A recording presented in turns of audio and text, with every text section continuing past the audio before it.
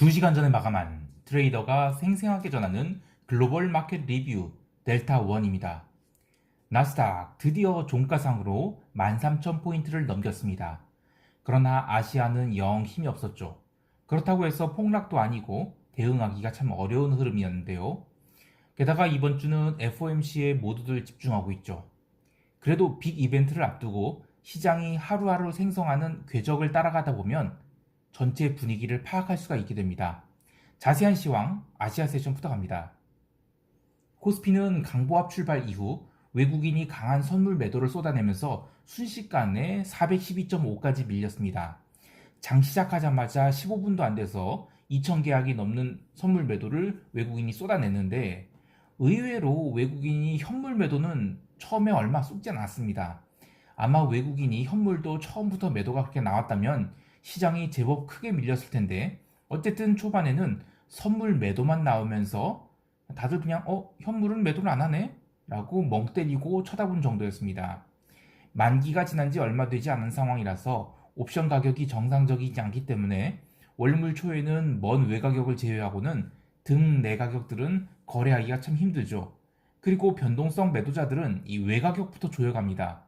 아직 잔존 기간이 많이 남아 있어서 배가 리스크가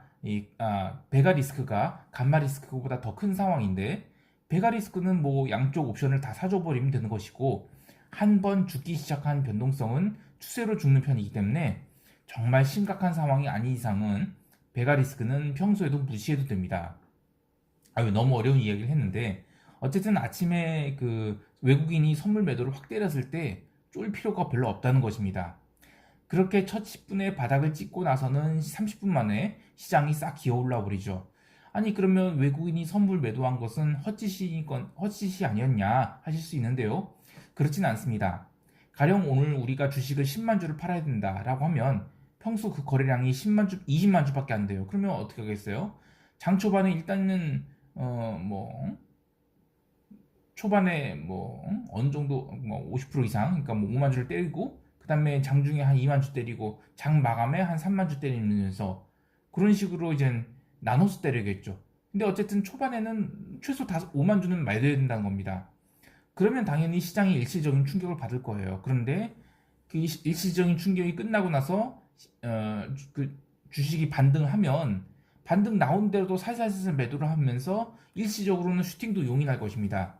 그래도 결국에는 매도를 내서 장 후반으로 갈수록 물량 더 내놓고 그렇게 해서 이제 종가 저가로 밀어버리는 게 일반적인 주식 매도 방법입니다. 이거를 거래량 가중평균 매도라고 할 수 있는데 어쨌든 요지는 내가 오늘 매도를 해야 된다. 근데 그 물량이 어느 정도 되면 그 물량이 최소한 30%는 초반에 때리는 게 맞습니다. 그래서 이제는 외국인이 마찬가지로 대량까지는 아니지만 초반에 제법 숏을 쌓은 것으로 봅니다. 그래서 저는 외국인이 오늘 주식을 팔 계획이 있었던 것 같은데 그래서 이제 시초가의 선물을 나름 세게 때렸다는 얘기입니다. 그리고 그 이후로 반등이 나올 때까지 계속 기다렸다가 올라온 대로 계속 매도를 쌓았죠. 사실 오늘 시장이 제법 상승할 수 있다고 생각을 했었는데 이 외국인들이 지긋지긋하게 매도를 쌓는 바람에 무슨 유리천장이라도 있는 듯 계속 시장이 얻어맞고 내려왔죠. 장중에 외국인은 5,000계약이 넘는 선물 매도를 했다가 막판에 한 1,500계약은 걷어내긴 했어요. 그런데 어쨌든 지긋지긋한 매도 물량을 쏟아냈다. 덕분에 베이시스가 많이 눌려서 프로그램 차익 매도도 1,500억이나 나왔어요. 야, 이 프로그램 매도 참 차익 매도가 1,500억은 간만에 많이 나온 거죠.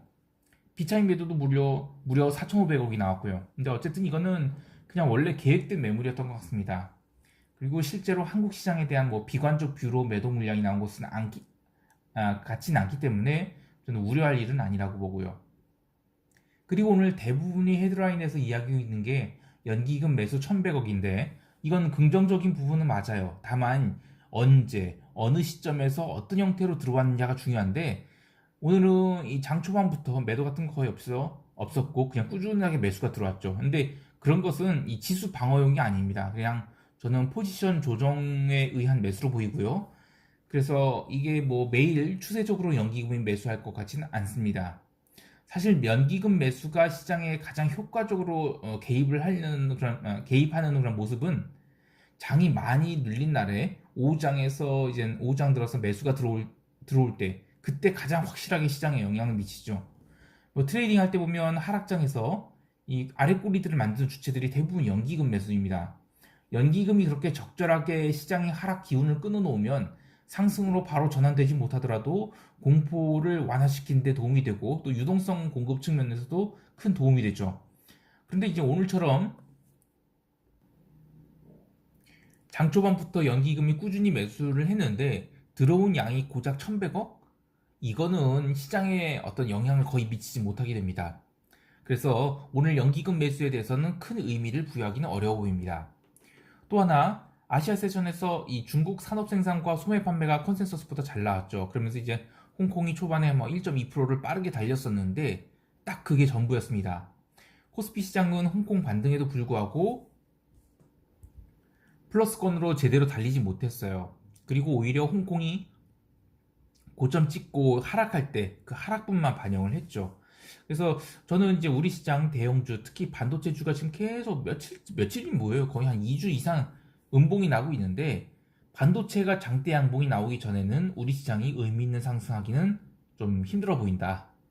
근데 오히려 런 때는 이제 중소형주에서 좀 기회를 좀 찾아봐야 될 것 같아요.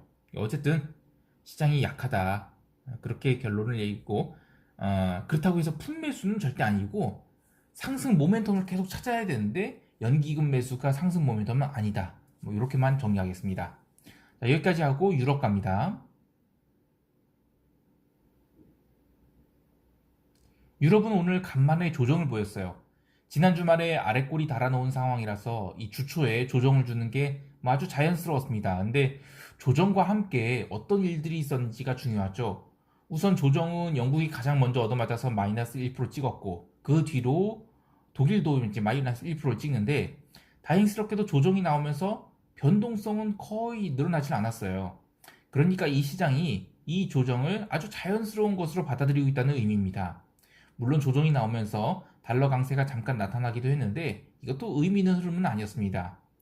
증시 조정이 빌미는 뭐 아스트라제네카 백신 접종 유보로 밀렸다고 하는데 이게 사실은 지난주에 나온 이슈거든요. 근데 오늘은 뭐 프랑스와 이탈리아도 접종 유보 대열에 동참했다고 해서 밀렸다고 하는데 그냥 저는 전형적인 뉴스 꿰다 맞추기고 지난주에 스트레이트로 오른 것에 대한 아주 자연스러운 조정으로 봐야 될 것 같습니다. 커머디티나 통화시장도 어제만큼 너무 특별하게 의미를 부여하기 어려운 흐름이었고 채권 시장은 뭐 그냥 드디어 하락이 멈췄다?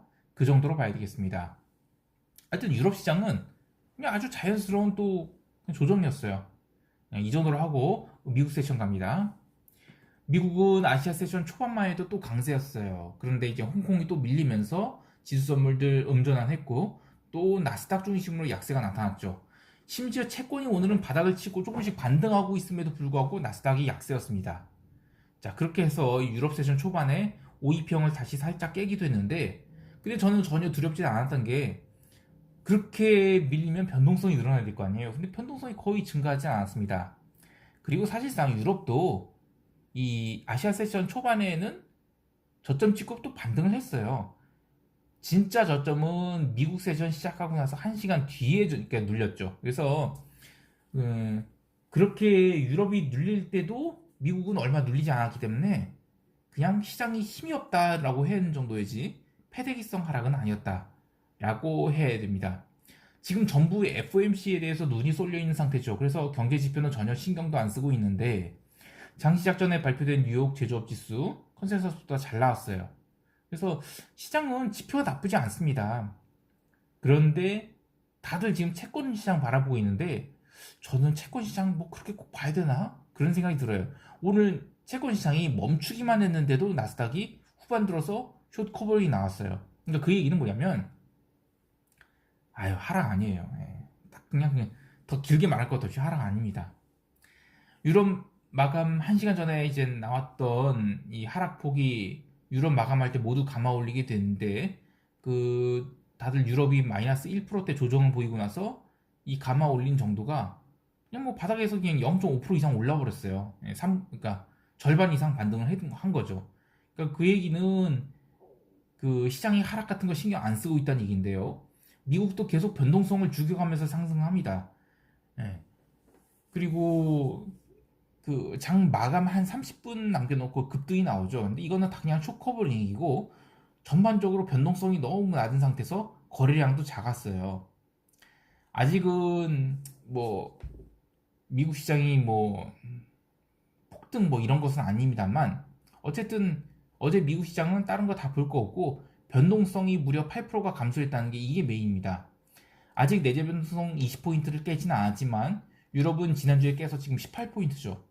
변동성이란 게 한번 죽기 시작하면 계속 죽습니다. 그렇기 때문에 숏 이런 거 보지 말아야 되고요. 숏이 나오려고 하면 제 기준에는 최소한 주 후반에나 아니면 다음 주 이후에나 나오는 거지. 아니 이번 FOMC도 제 생각에는 숏은 뭐 장중에만 있을 뿐이지 장마감 이후에는 계속 좀 더 위로 가지 않겠나 싶어요. 다만 이 장중 흐름은 롱이 나오더라도 그냥 따라하기 어려운 그래서 그런 저변동성 국면일 것 같아요. 그렇기 때문에 코로나 이전 시대 아니야 코로나 이전보다 더 옛날 그러니까 트럼프 이전 시대의 그 저변동성 장세에 적용되던 그런 로직들을 꺼내서 좀 대응할 필요가 있어 보입니다. 전반적으로 지금 시장 거래량이 극도로 줄어든 상태에서 유럽장 마감 이후 시장이 위로 돌아섰다는 것이 미국 시장의 핵심인데 기술적 분석으로 지금 나스닥은 주요 이평선들이 모두 모인 상황이죠. 그래서 어떤 게 그 촉매가 될지 모르겠습니다. 하지만 위로 돌파할 가능성이 커 보이고 또 시장은 위로 돌파만 하면 전고점을 트라이하러 갈 거라서 보입니다. 그런데 이제 만약에 위로 돌파하는데 실패한다 그러면 나스닥은 12,600선까지도 조정을 받을 수 있어 보이는데 그 확률은 일단 굉장히 낮아 보이고요. 그리고 그렇게 내려가려면 이번 주는 힘들어 보입니다. 왜냐면 이제 지금 변동성이 증가를 해야 되는데 나스닥의 그 풋옵션 매도자들이 아주 자신있게 풋매도를 하고 있거든요. 그 얘기는 뭐냐면 시장에 하락 없다는 얘기예요. 그래서 이번 주 금요일 옵션 만기일 때까지 저는 미국 시장은 계속 13,000 위에서 움직이지 않을까 나스닥이 그렇게 생각을 하고 있습니다. 그리고 이제 개별 종목 좀 보면 금융주가 골고루 눌렸어요. 그리고 기술주들은 반등에 성공을 했죠. 두 가지 재미있게 보는 게 하나는 극장 체인인 AMC 엔터테인먼트이고 이게 지난번에 이제 쇼커버링 이슈가 나온 자리까지 거의 다 올라왔어요. 그리고 기술적 분석으로 보면 제2의 게임스탑이 될 수 있는 모습이죠. 물론 저는 매수를 하지 않겠습니다만 이게 오른다는 얘기는 이 스티뮬러스 체크 받아갖고 주식을 지르겠다는 말이 정말 현실화되고 있다. 그런 의미가 되겠습니다. 또 하나는 일라이1리의 급락인데 알츠하이머 치료제 임상이 기대에 못 미쳤다는 얘기가 나오면서 마이너스 9%대 하락이 나왔다고는 하지만 저는 그것보다는 이 코로나 시대가 끝나가고 있다는 것을 의미합니다. 그렇게 생각을 해요. 이게 릴리가 이 알츠하이머 이슈 외에도 코로나 치료제 이슈로 이제 많이 이제 펌핑이 됐었죠. 근데 그걸로 이제 마이너스 9%가 빠졌다고 할 수 있겠지만 그 전부터 오르질 못했어요. 근데 그 얘기는 지금 그냥 코로나 시대가 끝나가고 있다. 백신 지금 전 세계 빠르게 접종 중이죠. 그러니까 치료제는 더욱더 수요가 줄어들 거예요. 그래서 저는 그냥 코로나로 흥했던 주식들은 이제 올해 가을까지는 아주 쳐다도 보지 말자 그런 얘기를 하고 싶습니다. 자, 여기까지 하고 시장 총평합니다.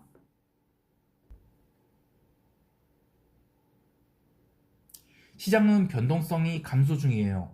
다른 거 다 떠나서 변동성이 감소한다는 의미는 마켓 메이커들이 시장 급변동, 대부분 이제 급락이죠. 그것에 대한 리스크 프리미엄을 적게 지불하고 있다는 거예요. 그러니까 폭락 같은 거 안 나올 거라고 생각하고 있다는 겁니다. 그러면 나올 수 있는 리스크는 이 가랑비에 옷 젖듯이 하락하는 것이거나 아니면 상승을 해도 깔끔한 상승이 나오는 것이 아니라 비추세를 그리면서 따라가기 힘든 그런 상승이 나온다는 것. 그래서 그러니까 장중 매매가 어려워진다는 걸 의미하죠. 그래서 저는 한국 시장에서는 여전히 현물을 신규 매수하진 않을 거예요. 그리고 갖고 있는 주식은 콜옵션 매도로 해지를 붙이고 가는 것이 좋겠고요. 그리고 풋옵션 매수의 해지는 도움이 안 될 거라고 봅니다.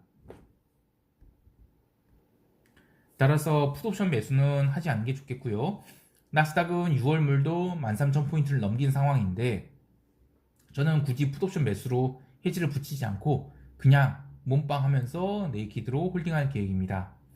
최소한 이번 주는 미국이 3차 재난지원금이 진짜 증시에 유입될 것이라는 기대감이 좀 지배하는 한 주가 될 것 같습니다. 오늘도 성공 투자하시기 바라고요. 이상 델타원이었습니다. 감사합니다.